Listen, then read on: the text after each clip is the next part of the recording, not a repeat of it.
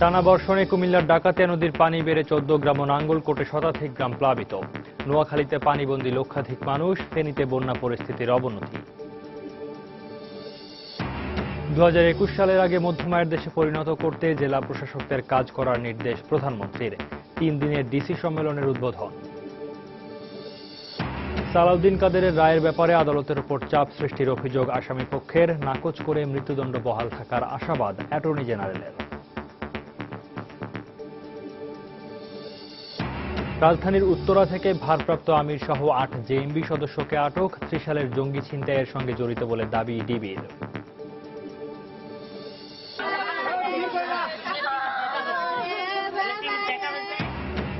এবং ১১ বছরের শিশুকে ধর্ষণের পর হত্যার ঘটনায় বিক্ষোভে উত্তাল নাটোরের সিংড়া। সুষ্ঠু বিচার দাবি, আটক ২ জনের স্বীকারোক্তিমূলক জবানবন্দি।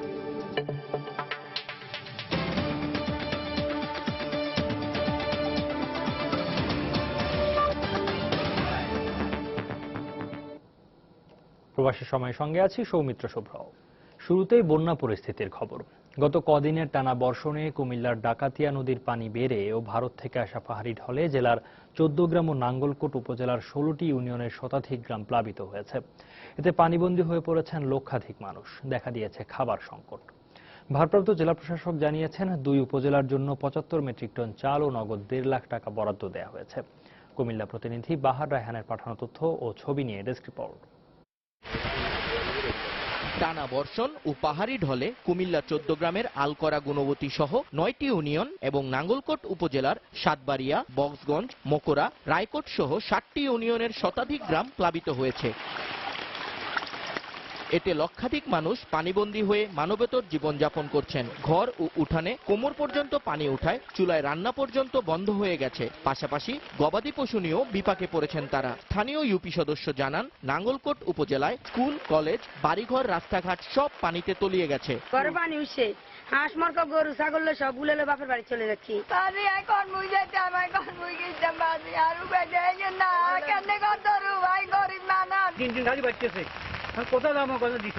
দুটা শিশু পানিতে ডুবে মারা গেছে, একটা সাপে কাটা, একটা পানিতে ডুবে। এই অবস্থায় বন্যার্তদের সাহায্যার্থে কুমিল্লা জেলা প্রশাসনের উদ্যোগে চাল ও নগদ টাকা বিতরণ শুরু হয়েছে। উপজেলা নির্বাহী অফিসারগণের মাধ্যমে এটা ক্ষয়ক্ষতি নিরূপণের জন্য আমরা চিঠি দিয়েছি। জনগণের পাশে আমরা আছি। আমরা আমাদের সরকারি সাহায্য নিয়ে যথাসাধ্য চেষ্টা করব। ১৪ গ্রামের ১২টি ইউনিয়নে প্রায় ৫ লাখ মানুষ বাস করেন। অন্যদিকে নাঙ্গলকোটের 13টি ইউনিয়নের লোক সংখ্যা প্রায় ৩ লাখ। সময় সংবাদ, কুমিল্লা। এদিকে টানা বৃষ্টিতে নোয়াখালীর সেনবাগের ৯টি ইউনিয়ন ও একটি পৌর এলাকা সহ প্রায় ১১০টি গ্রামের লক্ষাধিক মানুষ পানিবন্দী হয়ে পড়েছেন। তাদের অভিযোগ, এখনো পর্যন্ত কোনো সহায়তা দুর্গত এলাকায় পৌঁছায়নি। তবে জেলা প্রশাসকের কাছে সাহায্য চেয়ে আবেদন করা হয়েছে বলে জানিয়েছেন উপজেলা নির্বাহী কর্মকর্তা। নোয়াখালী থেকে সাইফুল্লাহ কামরুলের পাঠানো তথ্য ও জামাল উদ্দিনের তোলা ছবিতে ডেস্ক রিপোর্ট। গত কয়েকদিনের টানা বর্ষণে নোয়াখালীর সেনবাগের সড়কগুলো এখন ৪ থেকে ৫ ফুট পানির নিচে। কেশারপাড় ও ছাতারপাইয়া ইউনিয়নে ভেঙে পড়েছে যোগাযোগ ও স্যানিটেশন ব্যবস্থা। বন্যা কবলিত এলাকায় দেখা দিয়েছে খাদ্য ও বিশুদ্ধ পানি সংকট। বন্ধ রয়েছে বিদ্যুৎ সংযোগ। ছাতারপাইয়া, বসন্তপুর, সিলেটি, লেমমেটনা, বীরেনপুর, এই সকল জায়গা সব এলাকা ডুবে গেছে। বৃষ্টির পানি আঙ্গ বাড়িঘর ব্যাগ ডুবে গেছে, ফাঁকঘর, বড়ঘর ব্যাগ ডুবে গেছে। কয়েকশো কোটি টাকার মাছ আছে সেনবাগ থানার ভিতরে, সব এখন বর্তমানে বিলীন হয়ে গেছে। সাইরেন ঘর, ঘরের আড়া বেড়া ব্যাগ চলাই বলাই গেছে। আমার ৩টা গরু আছে, বাড়ি মানে ঘর থেকে বাইরের কোনো রাস্তা নাই, কোনো ঘাসও দিতে পারতেছি না। ছাতারপাইয়া বা বসন্তপুর হইতে বীরেনপুর পর্যন্ত পানি, একেবারে ফাঁকা রাস্তার উপরে পানি। বন্যার পানিতে বাড়িঘর ডুবে গেলেও এখন পর্যন্ত কোনো সরকারি সাহায্য পায়নি এলাকাবাসী। আমরা ইতিমধ্যে প্রশাসনের কাছে, উপজেলা প্রশাসনের কাছে আমরা সহযোগিতার জন্য বলেছি, কিন্তু এখন পর্যন্ত সরকারি কোনো সহযোগিতা না পাওয়ায় আমরা ইউনিয়নবাসীকে কোনো রকম সহযোগিতা করতে পারছি না। রোববার উপজেলা নির্বাহী কর্মকর্তা বন্যা কবলিত এলাকা পরিদর্শন করেছেন। আমরা সাহায্যের জন্য জেলা প্রশাসক মহোদয়ের বরাবর আমরা চিঠি লিখেছি। আশা করছি আমরা হয়তো কিছু সাহায্য পাবো, তবে আরো সাহায্য দরকার। গত ২৪ ঘন্টায় ১০৫ মিলিমিটার বৃষ্টিপাত রেকর্ড করে নোয়াখালীর আবহাওয়া অফিস। সময় সংবাদ, নোয়াখালী। অবিরাম বর্ষণ এবং ভারতের ত্রিপুরা থেকে আসা পাহাড়ি ঢলে ফেনীর ছোট নদীর তীরবর্তী সদর ও দাগনভূঞা উপজেলার 48টি গ্রাম প্লাবিত হয়েছে। বন্যার কারণে বিপর্যস্ত হয়ে পড়েছে এসব গ্রামের মানুষের জীবনযাত্রা। পানিবন্দী হয়ে দিন কাটাচ্ছেন লক্ষাধিক মানুষ। বসতবাড়ির পাশাপাশি তলিয়ে গেছে রাস্তাঘাট ও ফসলি জমি, ভেসে গেছে শত শত পুকুর ও ঘেরের মাছ, উপড়ে গেছে অসংখ্য গাছপালা ও বৈদ্যুতিক খুঁটি। ফলে কিছু এলাকায় বিদ্যুৎ সংযোগ বিচ্ছিন্ন রয়েছে। দাগনভূঞা উপজেলার রাজাপুর ইউনিয়ন চেয়ারম্যানের অভিযোগ, এই সীমাহীন দুর্ভোগের মাঝেও স্থানীয় প্রশাসন কোনো সাড়া দিচ্ছে না। তবে জেলা প্রশাসক বলছেন, বানভাসী মানুষের সাহায্যার্থে সচেষ্ট রয়েছেন জেলা প্রশাসন।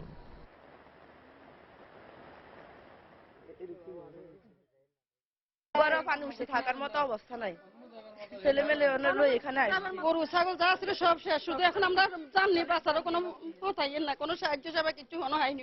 রাস্তাঘাটের যে পরিস্থিতি হয়েছে, যে আমরা চলাফেরা করব হাঁটুম, এটার কোনো পরিস্থিতি ভয়াবহ।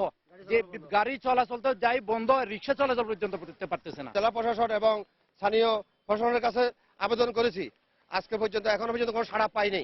আমরা প্রশাসনের কাছে বিনীত নিবেদন করছি এদের পাশে দাঁড়ানোর জন্য। আমাদের পর্যাপ্ত পরিমাণে ত্রাণ সামগ্রী রয়েছে এবং যতদিন পর্যন্ত এই ত্রাণ সামগ্রী সরবরাহের প্রয়োজন হয় আমরা সেই পরিমাণ ত্রাণ সামগ্রী সরবরাহ করব এবং আমরা এই বিষয়ে তৎপর রয়েছি। অন্যান্য প্রসঙ্গ, 2021 সালের আগে মধ্যম আয়ের দেশে পরিণত করতে জেলা প্রশাসকদের কাজ করার নির্দেশ দিয়েছেন প্রধানমন্ত্রী শেখ হাসিনা। প্রধানমন্ত্রীর কার্যালয়ে জেলা প্রশাসক সম্মেলন 2015 উদ্বোধন করে তিনি একথা বলেন। প্রধানমন্ত্রী বলেন, স্বাস্থ্য, শিক্ষা, বিদ্যুৎ, অবকাঠামো সহ বিভিন্ন ক্ষেত্রে সরকারের পরিকল্পনা বাস্তবায়ন হলে 2041 সালের মধ্যেই বাংলাদেশ উন্নত রাষ্ট্রের মর্যাদা পাবে। এক্ষেত্রে সবার সম্মিলিত প্রচেষ্টা দরকার। কেন্দ্র থেকে নেওয়া সরকারের সিদ্ধান্ত তৃণমূলে বাস্তবায়নে মূল ভূমিকা জেলা প্রশাসনের। তাই সরকারি সেবা গ্রহণে সাধারণ মানুষ যেন কোনোভাবেই হয়রানি বা বঞ্চনার শিকার না হয়, জেলা প্রশাসক সম্মেলনে এমন নির্দেশনা দেন প্রধানমন্ত্রী শেখ হাসিনা। 21 দফা নির্দেশনায় প্রাধান্য পায় আইন শৃঙ্খলা স্বাভাবিক রাখা, জঙ্গিবাদ, সাম্প্রদায়িকতার বিরুদ্ধে সচেতনতা তৈরি, নারী ও শিশুর অধিকার রক্ষা, সার, বিদ্যুৎ এবং জ্বালানি সরবরাহ স্বাভাবিক রাখার মতো বিষয়গুলো। ব্যাপক সংস্কারের লক্ষ্যে 20 বছর মেয়াদী উন্নয়ন কর্মকাণ্ড ত্বরান্বিত করতে রুটিন কাজের বাইরে নিজ নিজ এলাকার বৈশিষ্ট্যের কথা মাথায় রেখে নতুন নতুন কৌশল গ্রহণ করতে জেলা প্রশাসকদের নির্দেশনা দেন প্রধানমন্ত্রী। প্রাকৃতিক সমস্যার থেকেও মনুষ্য সৃষ্ট সমস্যা আরো কঠিন ছিল, সেগুলি আপনারা যথাযথ পদক্ষেপ নিয়েছেন এবং সেখান থেকে দেশকে রক্ষা করেছেন। এটা সত্যি খুব দুর্ভাগ্যের যে জীবন্ত মানুষকে পুড়িয়ে পুড়িয়ে হত্যা করা হয়েছে। ভবিষ্যতে এ ধরনের কাজ যেন কেউ করতে না পারে, এই ব্যাপারে যথাযথভাবে সজাগ থাকতে হবে। মাদক আর মানব পাচারের বিরুদ্ধে কঠোর অবস্থানে থাকতে সীমান্তবর্তী জেলাগুলোর প্রশাসকদের নির্দেশ দেন তিনি।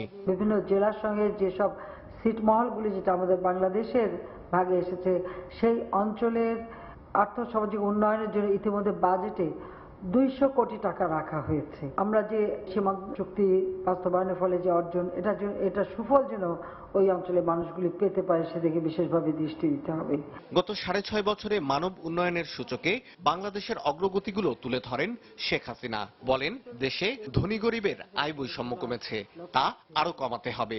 ইতিমধ্যে আমরা নিম্ন মধ্যম আয়ের দেশ হিসেবে ঘোষণা পেয়েছি, এটা সত্য, কিন্তু আমরা চাই যে আরো দ্রুত কাজ করে দেশকে উন্নত করে আমরা যেন মধ্যম আয়ের দেশে উন্নীত হতে পারি। 2021 সালের আগে যেন আমরা তা অর্জন করতে পারি, সেই লক্ষ্য নিয়ে সকলকে কাজ করতে হবে। সম্মেলনের শুরুতে মন্ত্রিপরিষদ সচিব জানান, গত বছর জেলা প্রশাসক সম্মেলনে নেওয়া সিদ্ধান্তের 93% বাস্তবায়ন হয়েছে। শাহ আলী জয়, সময় সংবাদ, ঢাকা। সারা দেশে গঠিত আইন শৃঙ্খলা রক্ষা কমিটি ও সন্ত্রাস বিরোধী শান্তি কমিটির কার্যক্রম জোরদার করে দেশের আইন শৃঙ্খলা নিয়ন্ত্রণে রাখতে জেলা প্রশাসকদের নির্দেশ দিয়েছেন স্বরাষ্ট্রমন্ত্রী আসাদুজ্জামান খান কামাল। এদিকে এখন থেকে কোনো ধরনের প্রভাব খাটিয়ে মাধ্যমিক বিদ্যালয়ে শিক্ষক নিয়োগ করা যাবে না জানিয়ে শিক্ষামন্ত্রী নুরুল ইসলাম নাহিদ বলেন, বিদ্যালয় পরিদর্শন ও মনিটরিং জোরদার করতে জেলা প্রশাসকদের নির্দেশ দেওয়া হয়েছে। 3 দিনব্যাপী সম্মেলনে জেলা প্রশাসকদের সাথে বৈঠকের পর তারা সাংবাদিকদের এসব কথা বলেন। মাধ্যমিক স্কুল বা কলেজ বা মাদ্রাসা, এই ক্ষেত্রে আমরা উপযুক্ত শিক্ষক নিয়োগ দেওয়ার জন্য পিএসসি ধাঁচের একটা প্রতিষ্ঠান গড়ে তুলছি, এটা এনটিসিই। বিশেষ এলাকায় বিশেষ কোনো ব্যক্তির বা প্রভাব খাটাইয়া কেউ শিক্ষক নিয়োগ দেওয়া, দুর্নীতির মাধ্যমে দেওয়া, এগুলো কিন্তু আমরা এই ক্ষেত্রে বন্ধ করবার আশা করতে পারছি। তারা ইন্সপেকশনে, মনিটর করবার ক্ষেত্রে, সিদ্ধান্ত বাস্তবায়নের ক্ষেত্রে সার্বিকভাবে জেলা প্রশাসনের পক্ষ থেকে যেন আমাদের সব ক্ষেত্রে সহযোগিতা করা হয়। তারা কিন্তু কোনো জায়গায় আইন শৃঙ্খলা পরিস্থিতি খারাপ হয়ে গিয়েছে এই ধরনের কথা বলেনি। তাদেরকে বলেছি যে আমাদের প্রত্যেকটা ডিস্ট্রিক্টেই আইন শৃঙ্খলা রক্ষা কমিটি রয়েছে এবং সন্ত্রাস বিরোধী একটা শান্তি কমিটি একটা রয়েছে। এই দুইটা কমিটি যেন প্রত্যেকটা মিটিং যেন প্রতি মাসে একবার করে করেন। প্রবাসের সময় আরও থাকছে, ভারতের সাবেক রাষ্ট্রপতি আব্দুল কালামের মরদেহ গ্রহণ করলেন প্রণব মুখার্জি ও নরেন্দ্র মোদী। দিল্লিতে শ্রদ্ধা জানাতে সর্বস্তরের মানুষের ঢল। মানবতা বিরোধী অপরাধের মামলায় মৃত্যুদণ্ডপ্রাপ্ত বিএনপি নেতা সালাউদ্দিন কাদের চৌধুরীর আপিলের চূড়ান্ত রায় দেয়া হবে বুধবার। রায়ের আগের দিন মঙ্গলবার আসামিপক্ষ অভিযোগ করেছেন বিভিন্নভাবে আদালতের উপর চাপ সৃষ্টির চেষ্টা করা হচ্ছে। তবে অ্যাটর্নি জেনারেল বলেছেন আদালতের উপর কোনো চাপ নেই, বরং আসামির পরিবার বিচারকে প্রশ্নবিদ্ধ করতে অপপ্রচার চালাচ্ছে। মানবতাবিরোধী অপরাধের মামলায় মৃত্যুদণ্ডপ্রাপ্ত বিএনপি নেতা সালাউদ্দিন কাদের চৌধুরীর আপিলের চূড়ান্ত রায় দেওয়া হবে বুধবার। গত 7 জুলাই রায়ের এদিন ধার্য করেন আপিল বিভাগ। তবে গত কয়েকদিন ধরে সাকা চৌধুরীর রায়কে ঘিরে নানা গুঞ্জন তৈরি হয়েছে। মঙ্গলবার সুপ্রিম কোর্ট আইনজীবী সমিতি ভবনের নিজ কার্যালয়ে আসামিপক্ষের আইনজীবী অভিযোগ করেন রায়কে প্রভাবিত করতে বিভিন্নভাবে আদালতের উপর চাপ সৃষ্টি করা হচ্ছে। আইনের ভাষা যেটাকে বলা হয় বিয়ন্ড এনি রিজনেবল ডাউট, এটা প্রমাণ করতে পারে নাই। কিন্তু এখন দেখা যাচ্ছে সরকারের আদালতের উপরে একটা চাপ সৃষ্টি করার জন্য বিভিন্ন রকম বক্তব্য এসেছে এবং গণজাগরণ মঞ্চ তারা রাস্তায় নেমেছে আসামের ফাঁসির দাবিতে। এমন অভিযোগের বিষয়ে অ্যাটর্নি জেনারেল মাহবুব আলম বলেন আদালতের উপর কোনো চাপ নেই, তবে বিচারকে প্রশ্নবিদ্ধ করতে শুরু থেকেই অপপ্রচারে লিপ্ত রয়েছে আসামির পরিবার। যুদ্ধাপরাধীদের বিচার বা তাদের ফাঁসি চাওয়া এইগুলো ব্যাপার নতুন কিছু না। সব কয়জন যুদ্ধাপরাধীদের ব্যাপারেই এই দাবি উঠেছে। বাইরের কোনো চাপ থাকার প্রশ্নই ওঠে না। এই বিচারকে প্রশ্নবিদ্ধ করার জন্য সালাউদ্দিন কাদের চৌধুরীর পক্ষ থেকে বিভিন্ন রকম অপকৌশল গ্রহণ করা হয়েছে। রাষ্ট্রপক্ষের প্রত্যাশা বুধবারের রায়েও সাকা চৌধুরীর মৃত্যুদণ্ড বহাল থাকবে। স্বাধীনতার যারা সপক্ষের লোক এবং আপাময় জনসাধারণ প্রত্যাশা করি যে আমরা ট্রাইব্যুনালে সালাউদ্দিন কাদের চৌধুরীকে যে দণ্ড দিয়েছে সেটা বহাল থাকবে। মুক্তিযুদ্ধের সময় হত্যা, গণহত্যা, আটক, নির্যাতন সহ মানবতাবিরোধী 9টি অপরাধ প্রমাণিত হয় 2013 সালের 1 অক্টোবর তৎকালীন মুসলিম লীগ নেতা ও বর্তমানে বিএনপির প্রভাবশালী এই নেতাকে ফাঁসির আদেশ দেন আন্তর্জাতিক অপরাধ ট্রাইব্যুনাল 1। আফজাল হোসেন, সময় সংবাদ, ঢাকা। এদিকে সালাউদ্দিন কাদের চৌধুরীর রায়কে কেন্দ্র করে সহিংসতা এড়াতে সারা দেশে বুধবার সকাল থেকে 77 প্লাটুন বিজিবি মোতায়েন করা হয়েছে। সালাউদ্দিন কাদের চৌধুরীর আপিলের রায় বহাল এবং ফাঁসির দাবি জানিয়ে মানববন্ধন করেছে বাংলাদেশ মুক্তিযোদ্ধা সংসদ। মঙ্গলবার সকালে জাতীয় প্রেস ক্লাবের সামনে এই মানববন্ধন হয়। মানববন্ধনে অংশ নিয়ে মুক্তিযুদ্ধ বিষয়ক মন্ত্রী আকুব মোজাম্মেল হক আশা প্রকাশ করে বলেন, সালাউদ্দিন কাদেরের বিরুদ্ধে 71 মানবতা বিরোধী অপরাধ প্রমাণিত হলে আদালত তাকে অবশ্যই সর্বোচ্চ শাস্তি দেবেন। মানববন্ধনে ঢাকা মহানগর ইউনিট কমান্ড ও মুক্তিযোদ্ধা সংসদের যুদ্ধাহত মুক্তিযোদ্ধারা অংশগ্রহণ করেন। এদিকে একই দাবিতে বঙ্গবন্ধু সাংস্কৃতিক জোটও প্রেস ক্লাবের সামনে মানববন্ধন করেন।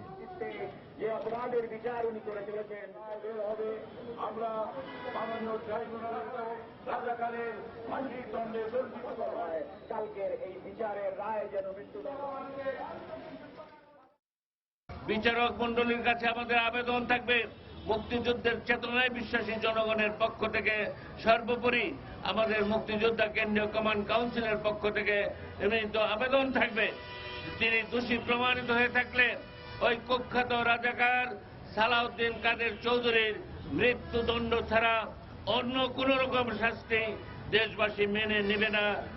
এখন থেকে রাজস্ব আদায়ে রাজস্ব কর্মকর্তা ও জেলা প্রশাসক একসঙ্গে কাজ করবেন বলে জানিয়েছেন অর্থমন্ত্রী আবুল মাল আব্দুল মুহিত।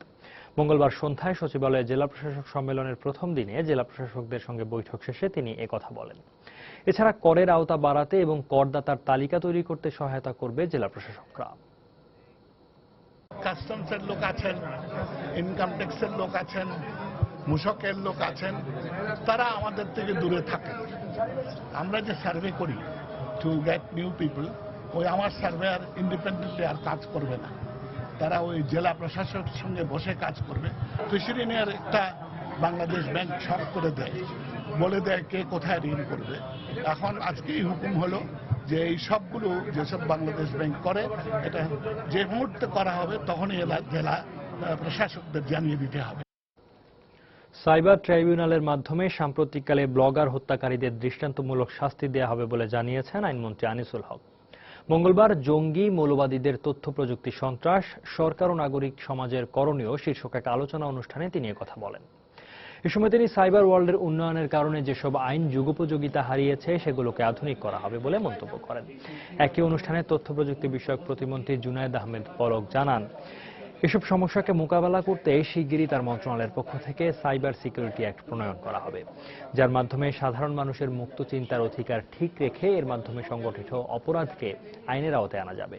2015 সালে মালদ্বীপ বাংলাদেশ এসেছে যে আমরা এই ধরনের ঘটনা কিন্তু এর আগেও দেখেছি, করতে পারিনি, ফলে কৃষি যুগের আমরা তথ্য ও যোগাযোগ প্রযুক্তি মন্ত্রণালয় আমরা উদ্যোগ গ্রহণ করেছি যে আমরা একটি সাইবার সিকিউরিটি অ্যাক্ট করব, যে আইনটি হবে বাংলাদেশের নিরাপদ আর্থিক লেনদেন রক্ষা করার আইন। এই আইন দিয়ে কারো মত প্রকাশের স্বাধীনতাকে খর্ব করা হবে না এবং কারো ব্যক্তিগত অধিকারকে হরণ করা হবে না। শুধু যে আইন করা সেটা না, এখন পর্যন্ত আমরা যাদেরকে হারিয়েছি, যাদেরকে হত্যা করা হয়েছে নৃশংসভাবে, তাদের বিচারও কিন্তু আমাদের করতে হবে। আমি মনে করি যে এই যে সাইবার ট্রাইব্যুনাল যেটা গঠন করা হয়েছে এবং এই হত্যার বিচারের মাধ্যমে তাদেরকে একটা দৃষ্টান্তমূলক সাজা দিয়ে আমরা তাদেরকে যে সাজা দিতে পারি, তাদেরকে যে ধরতে পারি, তাদেরকে যে নিয়ে কারাগারে বন্ধ করতে পারি এবং শেষ পর্যন্ত ফাঁসি দিতে পারি, সেটা প্রমাণ করে ছেড়ে দিব। বিএনপি চেয়ারপারসন বেগম খালেদা জিয়ার সাথে সাক্ষাৎ করেছেন ফিলিস্তিনের বিদায়ী রাষ্ট্রদূত শাহের মোহাম্মদ এইচ আবু ইয়াদে। মঙ্গলবার রাত 8টার দিকে গুলশানে বেগম জিয়ার রাজনৈতিক কার্যালয়ে তাদের এই সাক্ষাৎ হয়। এ সময় বিএনপি চেয়ারপারসনের উপদেষ্টা সাবি উদ্দিন আহমেদ উপস্থিত ছিলেন। বৈঠকে দুদেশের স্বার্থ সংশ্লিষ্ট বিভিন্ন বিষয় নিয়ে আলোচনা হয়।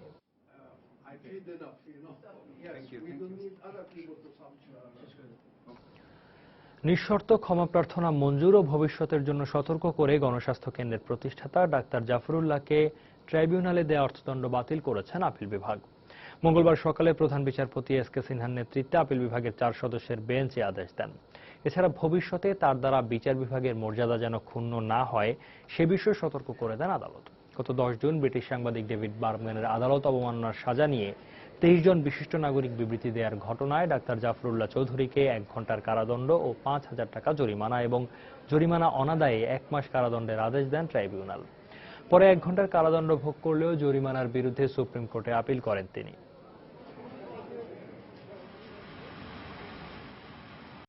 ডক্টর জাফরুল্লাহ চৌধুরী মহামান্য সুপ্রিম কোর্ট আপিল বিভাগে নিঃশর্ত ক্ষমা চেয়েছেন আদালতের প্রতি শ্রদ্ধা পোষণ করে, এবং আগামীতে এই ধরনের কোনো রকম কর্মকাণ্ড তার দ্বারা হবে না এটা বলায় কোর্ট আশ্বস্ত হয়ে ক্ষমা করেছেন এবং দণ্ডাদেশ বাতিল করেছেন।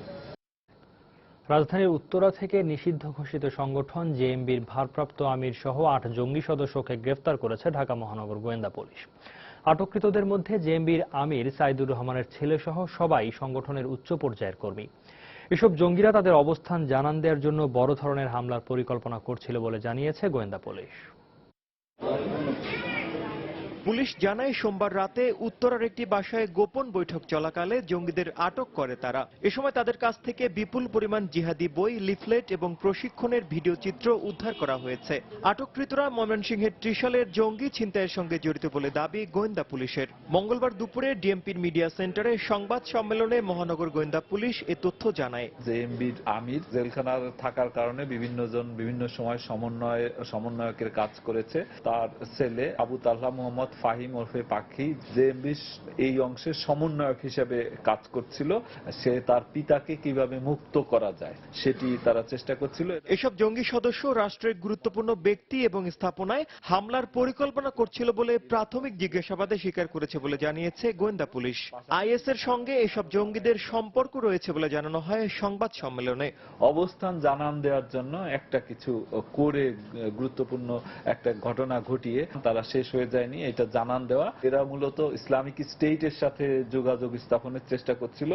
এ সময় সাংবাদিকদের এক প্রশ্নের জবাবে গোয়েন্দা পুলিশের এই ঊর্ধ্বতন কর্মকর্তা বলেন, বর্তমান বৈশ্বিক প্রেক্ষাপটে দেশে জঙ্গি তৎপরতা কিছুটা বাড়লেও এটা নিয়ে উদ্বেগের কিছুই নেই। কিংবা সংগঠিত তানিন মেহেদি, সময় সংবাদ, ঢাকা।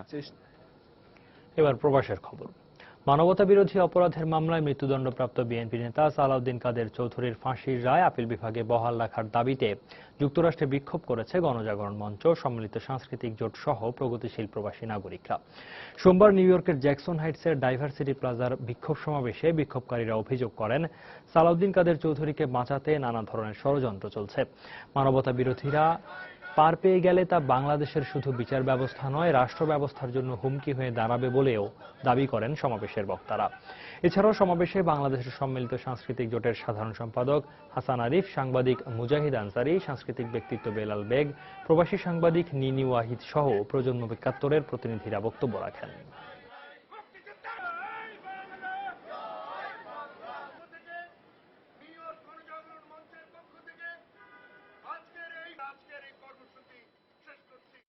জনতার আদালতে ৯২ সালে এই সমস্ত যুদ্ধাপরাধীর জাহানার ইমামের নেতৃত্বে এই সমস্ত যুদ্ধাপরাধী আমরা মৃত্যুদণ্ডের আদেশ দিয়েছিলাম। জনতার সেই আদেশ যদি আজকে পালিত না হয়, স্বাধীন বাংলাদেশে এই বিচার ব্যবস্থা আমরা প্রতিষ্ঠা করেছি মুক্তিযুদ্ধের মধ্য দিয়ে। মুক্তিযুদ্ধের চেষ্টা দিয়ে হয় বিচার ব্যবস্থা থাকবে না। আপনাদের সকল শঙ্কাকে পরাজিত করে বাংলাদেশ আবারও সোনার বাংলাদেশে পরিণত হবে। বঙ্গবন্ধু মানুষের অর্থনৈতিক মুক্তির জন্যই স্বাধীনতার ডাক দিয়েছিলেন বলে মন্তব্য করেছেন জাসদ সভাপতি আসম আব্দুর রব। সোমবার নিউ ইয়র্কের সার্বজনীন এক মতবিনিময় সভায় তিনি এ কথা বলেন। আব্দুর রব বলেন, মুক্তিযুদ্ধ এবং জনগণের কথা ও চাওয়া ভেবেই শেখ হাসিনাকে সরকার গঠনের সমর্থন দিয়েছিলেন তিনি। তবে বঙ্গবন্ধুর হত্যার জন্য বাংলাদেশের সংবিধানই দায়ী বলে এ সময় উল্লেখ করেন এই জাসদ নেতা।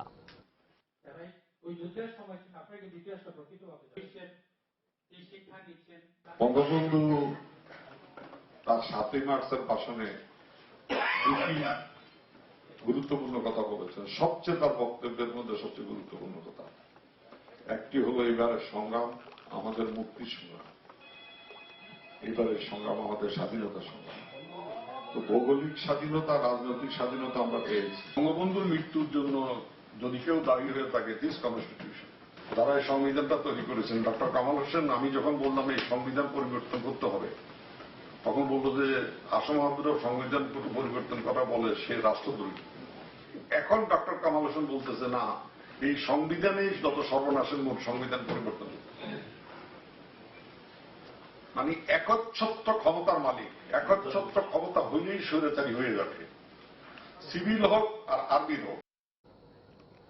যুক্তরাজ্যের পূর্ব লন্ডনের স্থানীয় আমানা ব্যাংকুয়েটিং হলে UK Bangladesh catalyst of commerce and ইন্ডাস্ট্রির উদ্যোগে স্পেশাল নেটওয়ার্কিং ও নতুন 6 ডিরেক্টরের সংবর্ধনা সভা অনুষ্ঠিত হয়েছে। এতে স্বাগত বক্তব্য রাখেন ইউকে বিসিসিআই এর প্রেসিডেন্ট বজলুর রশিদ এমবিই। অনুষ্ঠানে আরও বক্তব্য রাখেন ইউকে ট্রেড অ্যান্ড ইনভেস্টমেন্টের international trade adviser Allen Ride, বিশিষ্ট শিল্পপতি ইকবাল আহমেদ ওবিই, জাকির খান, ব্যারনেস পলা মঞ্জিলা উদ্দিন, লন্ডনস্থ বাংলাদেশ হাইকমিশনার মোহাম্মদ আব্দুল হান্নান প্রমুখ। নবনির্বাচিত 6 ডিরেক্টর হলেন Mohammad Mahtabur Rahman Nasir, M A Gani, doctor M A Moula Mia, Abdul Qayyum, Harun মিয়া ও নাজিনুর রহিম।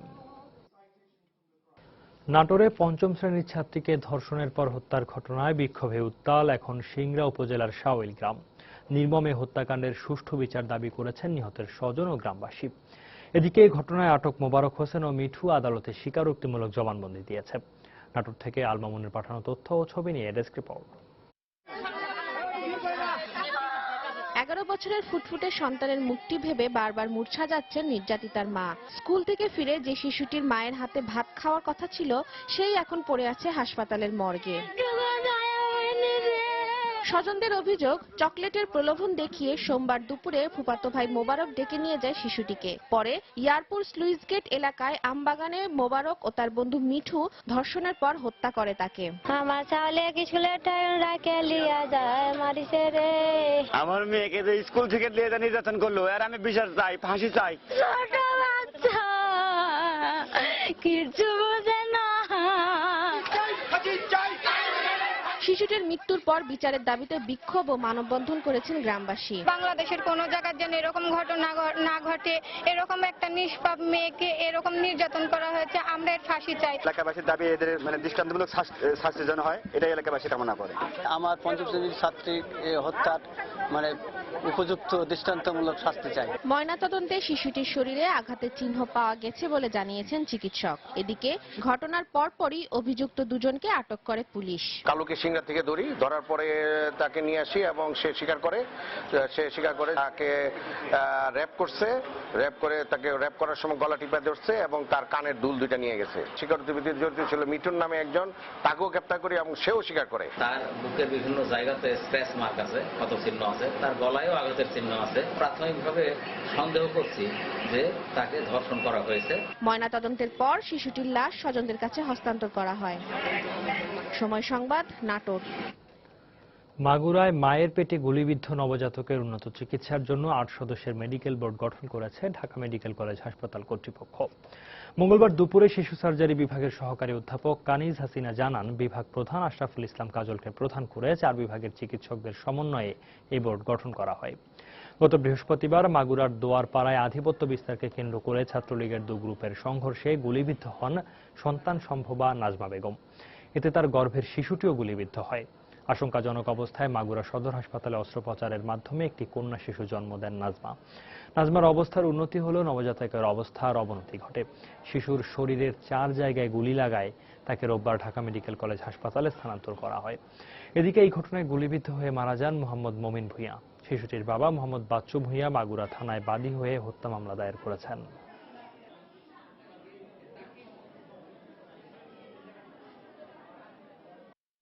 চারটা জায়গায় ইনজুরি হয়েছে। একটা বুলেট ওর গিয়েছে আপনার বুকের ভিতর দিয়ে, পিছন থেকে গিয়ে সামনের দিকে বের হয়েছে। সেইটা আপনার ইনজুরি করেছে ওর চোখে, ডান চোখে, গলার কাছে এবং ডান হাতে। 4টা জায়গার জন্য আমরা 4 জন স্পেশালিস্টকে 4টা ডিপার্টমেন্ট থেকে কল দিয়েছি। ফর্মালি এনারা এই কয়েকদিন ইন্ডিভিজুয়ালি এসে দেখে গেছেন, আর আজকে আমরা সবাই মিলে একসাথে একটা বোর্ড করেছি। বাচ্চা আপাতত স্টেবল আছে, কিন্তু যেহেতু বাচ্চা আপনার হয়েছে 34 উইকস প্রিম্যাচিওর এবং বার্থ ওয়েটও কম 2 কেজি, সেই হিসাবে এই ধরনের বাচ্চারা যে কোনো সময় ইনফেকশন প্রবণ হতে পারে। এখন আমরা বাচ্চাকে ইনফেকশন প্রিভেন্ট করার জন্য আমরা অ্যান্টিবায়োটিক দিয়ে রেখেছি। গর্ভবতী মাকে সে বারবার অনুরোধ করতেছে, দেখো তুমি আমাকে গুলি করে না, আমাকে গুলি করে না। তাও সে আমাদের সামনে রাত পোয়ালি সেও আমাকে দেখতেছে, আমরাও তার দেখতেছি। আর সে এরকম কাজ করলো, তারা আমাদের কাছে একটাই আমার বেশি যে আমাদের রাজ্যে বিচার চাই। রাজধানীর উত্তরায় একটি গুদামে অভিযান চালিয়ে প্রায় 4 কোটি টাকা মূল্যের অনুমোদনহীন পশুখাদ্য ও ওষুধ জব্দ করেছে র্যাবের ভ্রাম্যমাণ আদালত। মঙ্গলবার দুপুরে উত্তরার 10 নম্বর সেক্টরে রানাভোলা নামক স্থানে এই অভিযান চালায় র্যাব 2 এর ভ্রাম্যমাণ আদালত। র্যাব জানায়, উত্তরার এই গুদামে এভন নামে একটি কোম্পানি ভারত, মালয়েশিয়া সহ বিভিন্ন দেশ থেকে ঔষধ ও পশুখাদ্য আমদানি করে জমা করত। এরপর সেগুলো দেশের বিভিন্ন জেলায় বাজারজাত করা হতো, কিন্তু এ কাজে তাদের কোনো অনুমোদন নেই এবং আমদানিকৃত ওষুধ ও খাদ্যমানের বিষয়েও সংশ্লিষ্ট দপ্তরের অনাপত্তিপত্র নেই। তাই এসব ঔষধ ও খাদ্য জব্দ করা হয়। এই ঘটনায় আইন অনুযায়ী কোম্পানির ম্যানেজার সহ 2 জনকে 3.5 লাখ টাকা জরিমানা করে গুদাম দুটি সিলগালা করে দেয় র্যাব।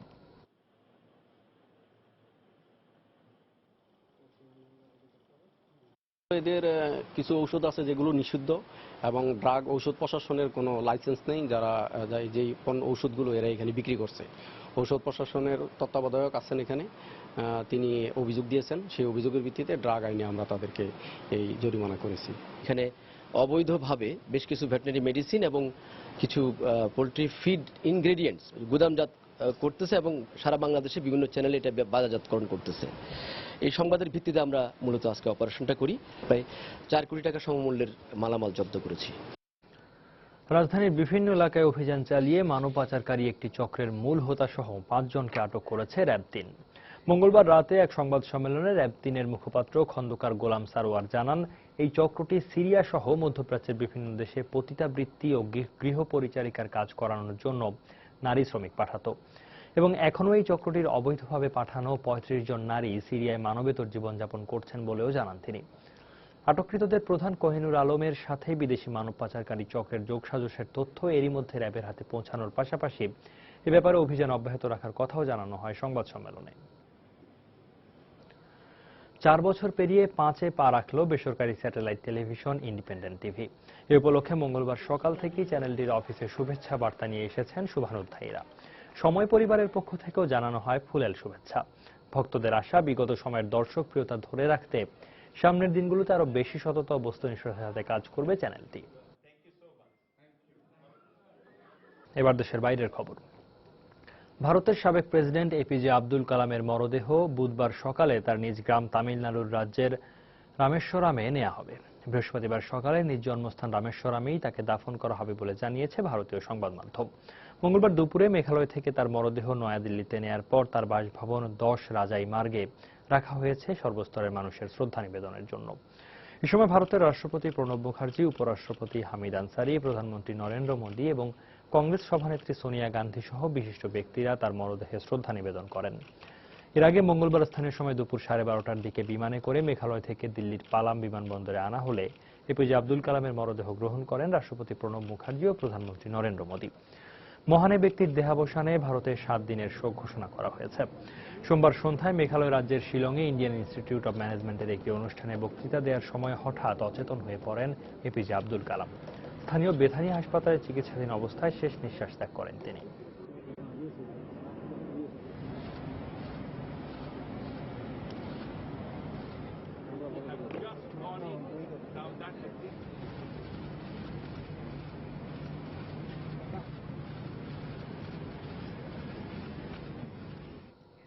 রাষ্ট্রপতি, বিজ্ঞানী, লেখক কি ছিলেন না এপিজে আব্দুল কালাম?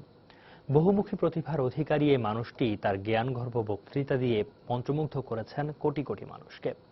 শেষ পর্যন্ত সেই বক্তৃতা দিতে দিতেই পাড়ি জমালেন না ফেরার দেশে।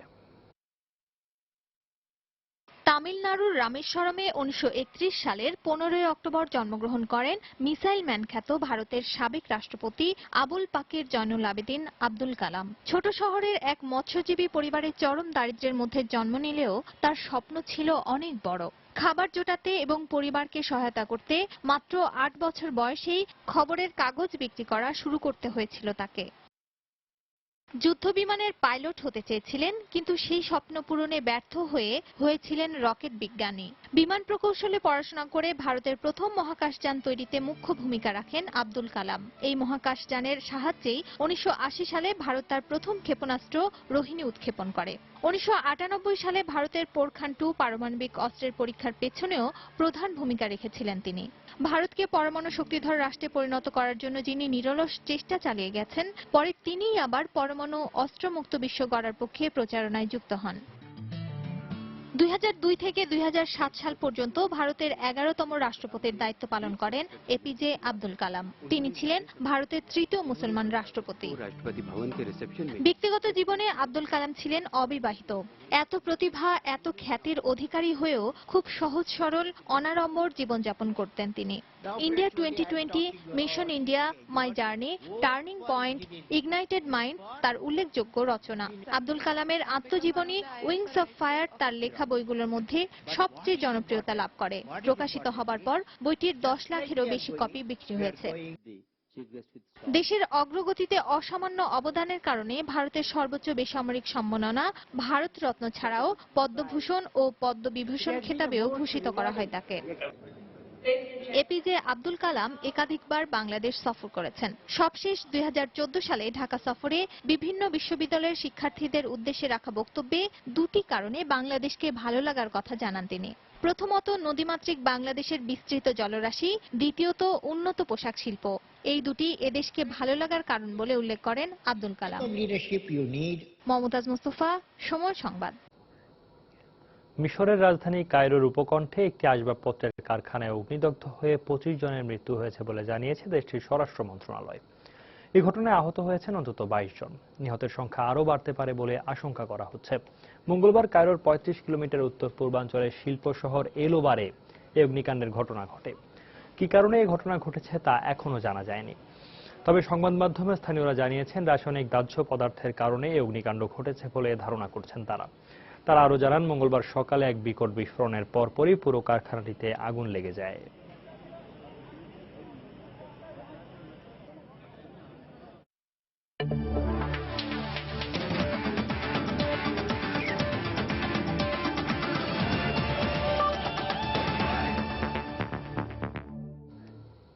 স্পেশাল অলিম্পিকের খবর।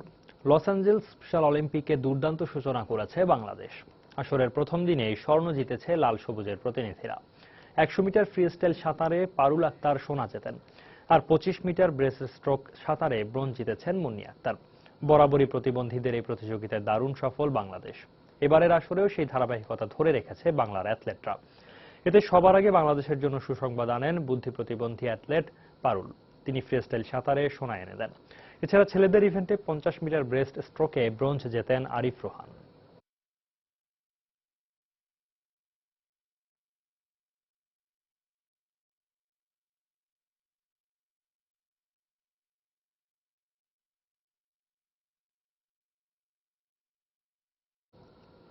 প্রবাসের সময়ে এই পর্যায়ে শীর্ষ সংবাদ জানিয়ে দিচ্ছি আরেকবার। টানা বর্ষণে কুমিল্লার ডাকাতিয়া নদীর পানি বেড়ে 14 গ্রাম ও নাঙ্গলকোটে শতাধিক গ্রাম প্লাবিত। নোয়াখালীতে পানিবন্দী লক্ষাধিক মানুষ। ফেনীতে বন্যা পরিস্থিতির অবনতি। 2021 সালের আগে মধ্যম আয়ের দেশে পরিণত করতে জেলা প্রশাসকদের কাজ করার নির্দেশ প্রধানমন্ত্রীর। 3 দিনের ডিসি সম্মেলনের উদ্বোধন। সালাউদ্দিন কাদেরের রায়ের ব্যাপারে আদালতের ওপর চাপ সৃষ্টির অভিযোগ আসামি পক্ষের। নাকচ করে মৃত্যুদণ্ড বহাল থাকার আশাবাদ অ্যাটর্নি জেনারেলের। রাজধানীর উত্তরা থেকে ভারপ্রাপ্ত আমির সহ 8 জেএমবি সদস্যকে আটক। ত্রিশালের জঙ্গি ছিনতাইয়ের সঙ্গে জড়িত বলে দাবি ডিবির।